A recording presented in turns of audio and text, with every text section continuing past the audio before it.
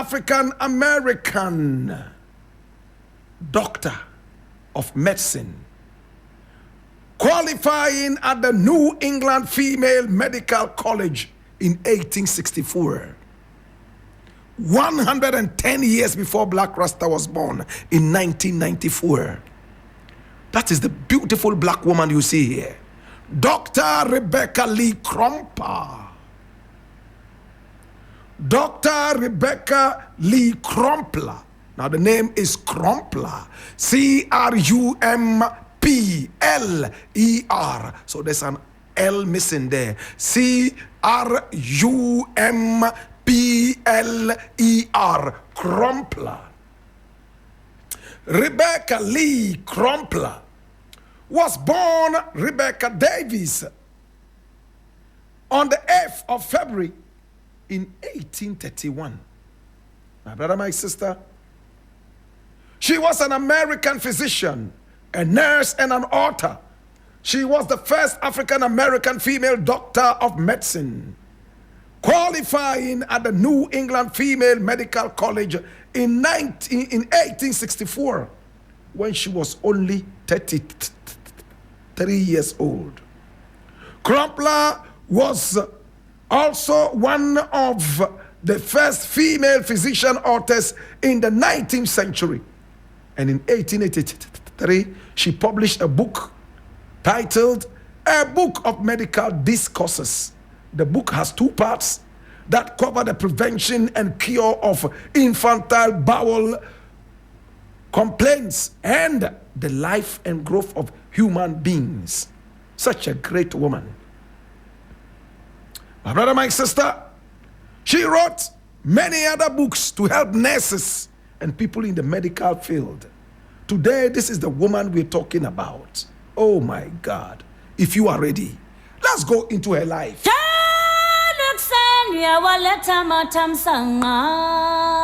Dr. Rebecca Lee Crumpler, as you were told, was born Rebecca Davis on the 8th of February in 1831. And she was born in Christiana, Delaware, the same state that Bob Marley went to meet his mother in when he traveled from Jamaica to America, a day after his marriage to Rita Marley. Our heroine's mother was called Matilda Weber, and her father was Absalom Davis. Remember, I did not say Absalom. It's not Absalom, it's Absalom Davis. A-B-S-O-L-U-M. My brother, my sister, Absalom. My brother, my sister, she was raised in Pennsylvania by her aunt, who cared for ill town people. She was like a local nurse in the area. Her aunt acted as a doctor in her community where black people did not get access to medical care. She took care of them. And this was what pushed the edge in her to study medicine. She attended a private school, the West Newton English and Classical School in New West in Massachusetts as a special student. Crumpler moved to Charleston in Massachusetts in 1852. She studied nursing and then went into the medical school. That's the New England Female Medical School from 1859 until 1860. She had some, stumbling blocks put in her way, but she managed to go through. She even received scholarships for all 3 years at the school, initially from a fund provided by the Commonwealth of Massachusetts and later from the Wade Scholarship Fund, established at the school by a bequest from local businessmen and Massachusetts legislator John Wade of Woburn.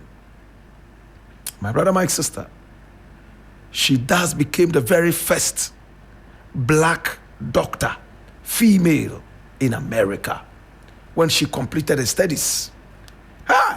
She started to practice medicine in Boston. All black people from different other states were coming to her for treatment, especially the poor and she did it for free. Oh my God.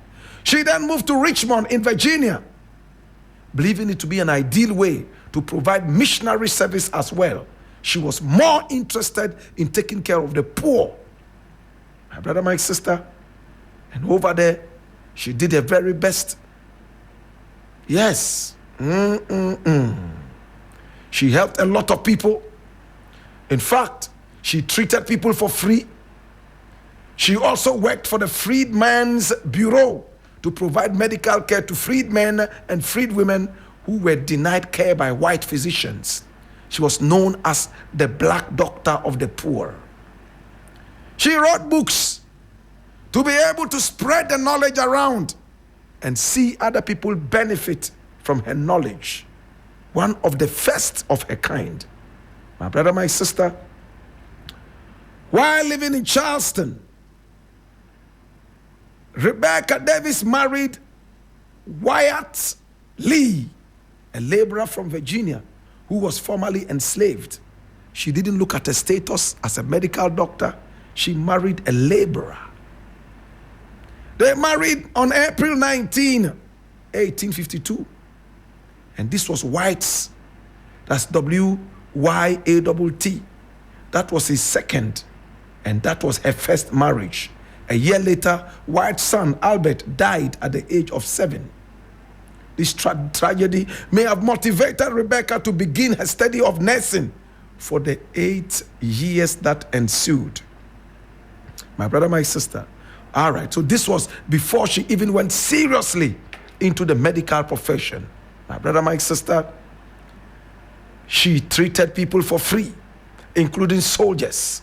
And most black people came to her, in fact, for treatment.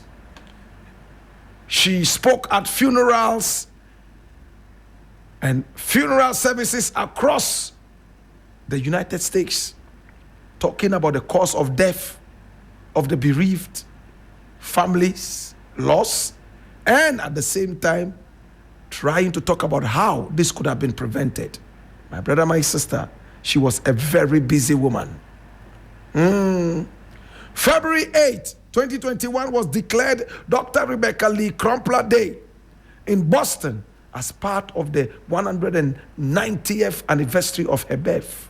So it's celebrated in Boston, Massachusetts today. The same 2021 poet Jesse Randall honored Crumpler in a poem called Rebecca Lee Crumpler, which was published in the Women's Review of Books. Today we remember this great black woman. She was a great woman, and she said, I early conceived a liking for and sought every opportunity to relieve the sufferings of others. She was only in the medical profession, not for her own benefit, but for the benefit of others. Today we remember this great black woman. We remember you, mommy. We remember you, papa. She died, my brother, my sister, at a young age. On the 9th of March in 1895, at the age of 64. She died at Hyde Park in Boston, Massachusetts, United States of America. And she was buried at the Fairview Cemetery in Boston, Massachusetts. Today we remember this great black woman. Very selfless and very dedicated. Mami, unenyamin kowate. Mami wayebi, mami wayebi, mami wayebi, mami wayebi wate. Mami unenyamin ko, yay, mami wayebi, mami wayebi. Them refer do. And in the burden of knowledge, I ask you, now that you know the story of Dr. Rebecca Lee Crumpler, what would you do? Bianeni ole mini oba fe yanzu na kagane mezaka yine ya pa bango bokaya na fifia enyanu kai na wo bana enwe be den lele anjima singa be kunne lele anjima singa beri. It's been the African history class, and today we've been looking at Dr. Rebecca Lee Crumpler. The emperor, the conqueror, the champion, the lion is here.